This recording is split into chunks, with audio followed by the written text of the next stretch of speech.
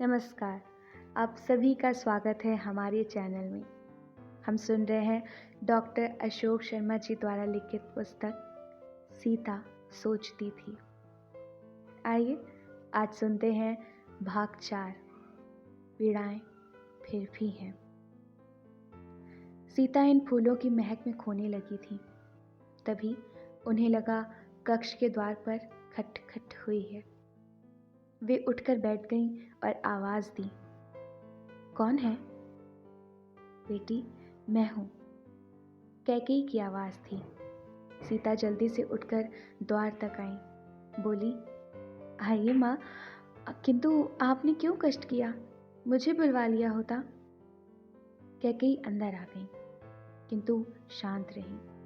उन्होंने इस बात का कोई उत्तर नहीं दिया। वे चुपचाप खड़ी थी। सीता ने कहा, माँ बैठें? कैकेयी पलंग पर एक ओर बैठ गई। सीता ने पुनः आग्रह किया, माँ कृपया आराम से बैठें। मैं ठीक हूँ बेटी, तुम बैठो। सीता पास ही बैठकर उनके मुख की ओर देखने लगी। कैकेयी ने अपना हाथ बढ़ाकर सीता का हाथ अपने हाथ में ले लिया। बोली, बेटी कैसी हो? सीता धीरे से हंसी। बोली, मैं ठीक हूँ माँ, पर मुझे आपके चेहरे से लग रहा है कि आपके मन में अवश्य कुछ पीड़ा है। बेटी, तुम कल्पना नहीं कर सकती कि राम के साथ तुम्हारे और लक्ष्मण के वन जाने के बाद मैंने जीवन को किस प्रकार जिया है। कष्ट तो सभी ने उठाए, किंतु तुमने निर्दोष होते हुए भी जो कुछ सहा है वह अकल्पनीय है। और आज लव व कुश के रूप में हमारी भावी पीढ़ी भी उस त्रासदी को झेल रही है। बेटी, आत्मग्लानि मुझे जीने नहीं दे रही है। माँ, आप व्यर्थ ही अपने को इस सब का कारण समझ रही हैं। यही हमारा प्रारब्ध रहा होगा, और प्रारब्ध से कौन लड़ सकता है? हम सब निमित्त मात्र ही तो हैं। हो सकता है तुम ठीक कह रही हो सीते, किंतु नियति ने इसके लिए मुझे ही क्यों निमित्त बनाया? यह प्रश्न मुझे जीने नहीं दे रहा है। माँ, अपने मन को शांत कीजिए। अगर मैंने कुछ दुख झेला है तो इसके लिए मैं नियति के अतिरिक्त किसी को दोषी नहीं मानती। बेटी, मैं समझती हूँ मन को समझाने के लिए इस तर्क का सहारा लिया जा सकता है। माँ, यह केवल मन समझाने का तर्क नहीं है, पर हाँ, मैं आपकी पीड़ा समझ सकती हूँ।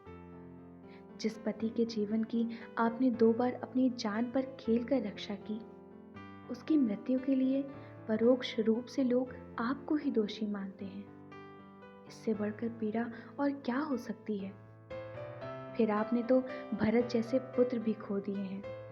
यह पीड़ा छोटी नहीं है। इन शब्दों से कैकेयी की आंखों से आंसुओं की धार बह निकली। उनका गला हिचकियों से रुंध गया। वे रो पड़ी। सीता अवाक हो गई। उन्होंने कैकेयी का सिर अपने कंधे पर टिका लिया। किसी के पास कुछ भी बोलने के लिए नहीं था। सीता ने अपने नेत्र बंद कर लिए और कैकेयी के जीवन के कुछ अंश उनके मन में घूम गए। कैकेयी, भोग विलास को ही सब कुछ ना मानने वाली, महान विदुषी, कूटनीति में निपुण, वीरता से भरी हुई और शत्रुओं से मोर्चा लेने वाली थी। उनमें बड़प्पन और सद्विचारों की कमी नहीं थी। वे कैकेयी नरेश राजा अग्निजीत की पुत्री थी और उनके विवाह के समय ही महाराज दशरथ ने कैकेयी नरेश को वचन दिया था कि कैकेयी का पुत्र ही अयोध्या के राज सिंहासन का उत्तराधिकारी बनेगा। जिस समय महाराज दशरथ ने राम के राज तिलक की घोषणा की, भरत अपने नाना के पास ही थे। इस प्रकार उनकी अनुपस्थिति में राम का राज तिलक कैकेयी नरेश को रघुकुल पर संदेह का अवसर प्रदान करता और दोनों राज्यों में संबंध बिगड़ सकते थे।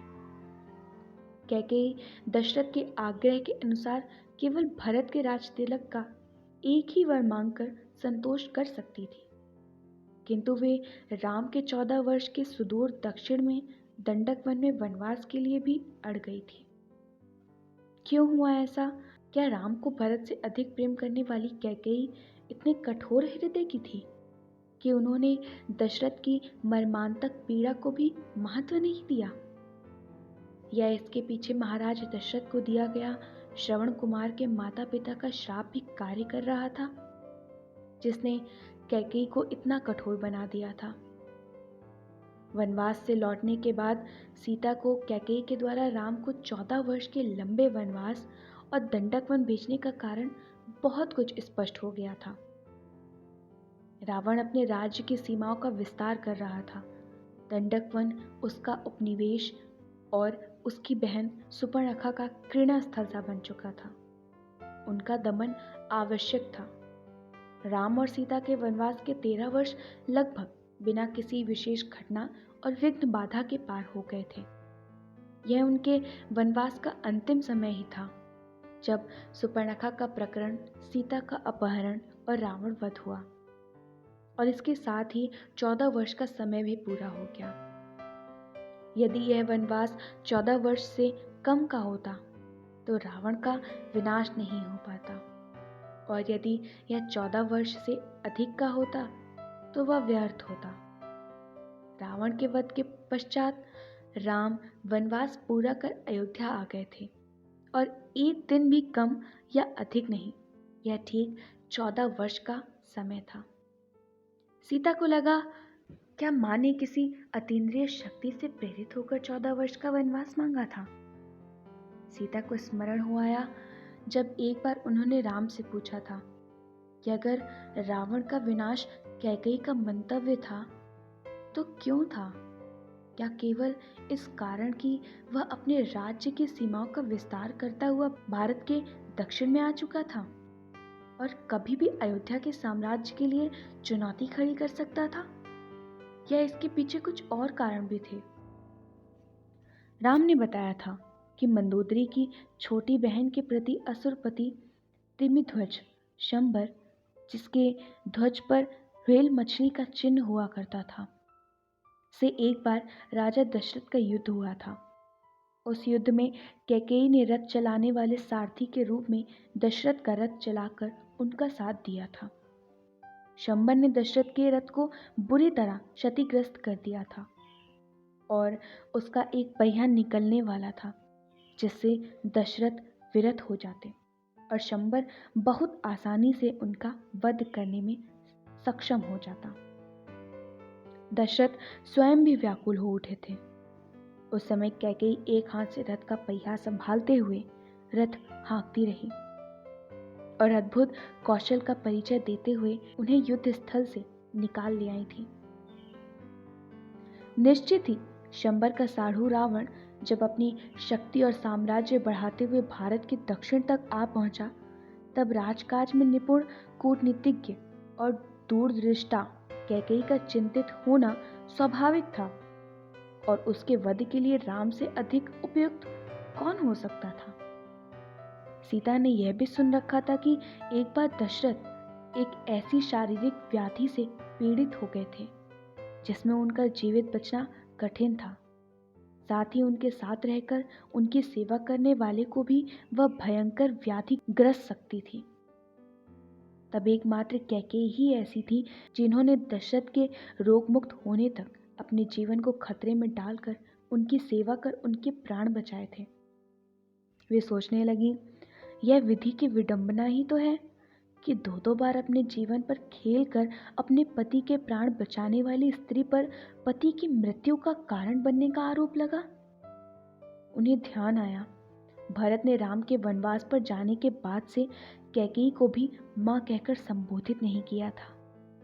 स्वयं राम के आग्रह पर भी उन्होंने सविनय क्षमा मांग ली थी, पर कैकेयी को मां नहीं कहा।